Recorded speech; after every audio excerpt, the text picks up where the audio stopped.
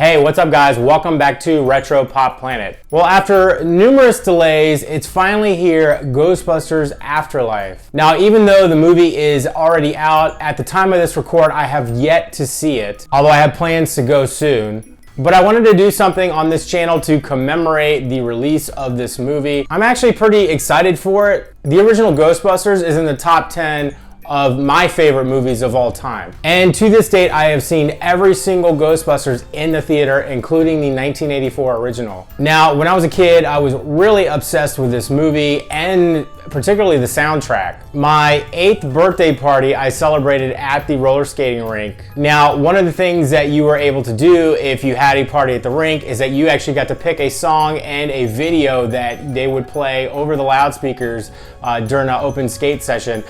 And 2 years in a row, back to back, I picked Ray Parker Jr.'s Ghostbusters. And I was just as excited when the second movie came out in 1989, another movie I really enjoyed.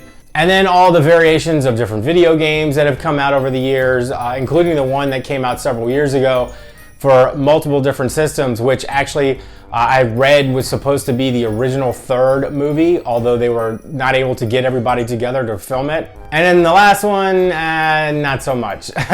But this is really going to be about Ghostbusters Afterlife. I wanted to do a project on this channel to commemorate the launch of the movie. My original idea kind of fell through. I wasn't able to get what I wanted to do in time. And I also was unable to find any of the merchandise prior to this episode, including the marshmallows, which I was actually wanting to try. They were in the store maybe 5 minutes and then before they completely all sold out. But I actually had some trash, some leftovers. I think I did a recipe like 2 months ago and I had this marshmallow bag and I thought, you know, let me try a little something different on the channel. I've tried anime glass painting a couple different times and I have a couple of these 3D picture frames laying around. So I thought I could combine some trash, I could combine some anime glass painting and could come up with a fun project for this episode.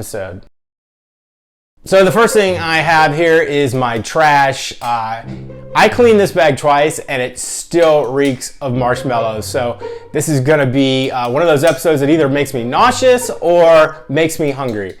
So I took a still that I found from the movie and I just did a couch drawing like I'm prone to do and I sketched it out. I didn't want to do something really realistic because the challenge with anime glass painting is you can't get really the same kind of details you would if you were actually drawing with pen and ink. So I made a sort of cartoon rendition of the Mini Stay Puft marshmallows, which you see popping out of the marshmallow bags on the shelf. Paul Rudd's character, I guess, is shocked when this happens.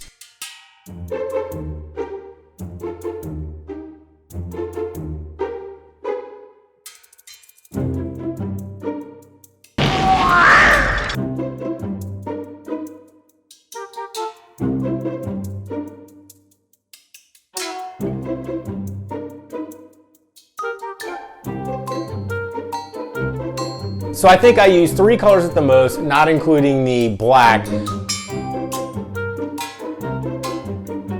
The problem with anime glass painting, if you're doing something like you're using a Sharpie, it has a tendency to smudge.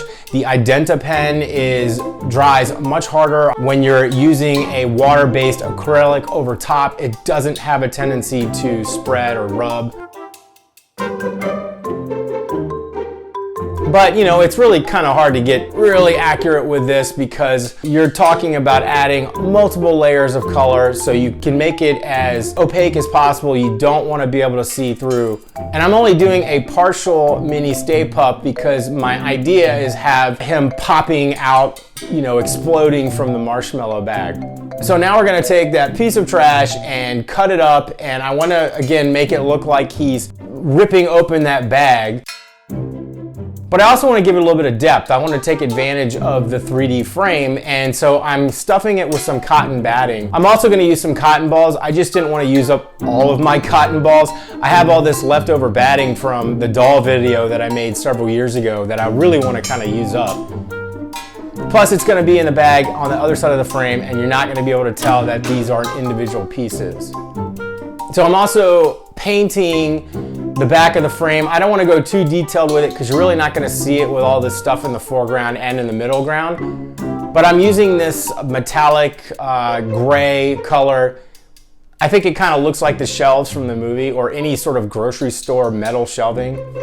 And then again, just kind of showing a little bit of an explosion. I want to show, I'm actually using 4 cotton balls here, and I'm just hot gluing everything in, making sure that when I'm Windexing and cleaning the surface of the glass, I am careful not to rub away any of the paint or the marker on the Mini Stay Puft guy.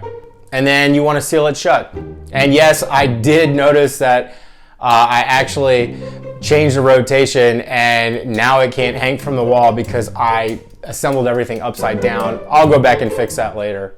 Okay guys, welcome back. Before I get to the final reveal, please, if you like this kind of stuff, I know it was just kind of fun and lighthearted, please leave me a comment, let me know what you think. Likes are appreciated, and if this is your first time here, welcome. Please subscribe to the channel if you want to see more goofy stuff like this. And also let me know what you thought of the movie. By the time this video is posted, I would have probably already have seen it, so I can engage with you that way as well. Anyway guys, thank you for watching, and I'll catch you on the next one.